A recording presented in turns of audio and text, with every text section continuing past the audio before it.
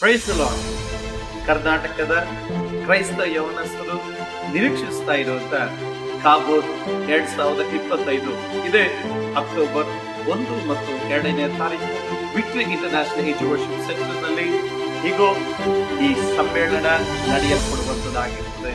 ಹಾಗಾಗಿರೋದಾದ್ರೆ ಕರ್ನಾಟಕ ರಾಜ್ಯದಲ್ಲಿನ 31 ಜಿಲ್ಲೆಗಳಿಂದ ಎಲ್ಲ ಯೌವನಸ್ಥರುಗಳನ್ನ ಈ ಮೆಗಾ ಯೂತ್ ಕಾನ್ಫರೆನ್ಸ್ಗೆ ಪಾಸ್ಟರ್ ಚಂದ್ರಮೌಳಿ ಆದಂತ ನಾನು ನಿಮ್ಮನ್ನು ಸ್ವಾಗತಿಸ್ತಾ ಇದ್ದೇನೆ.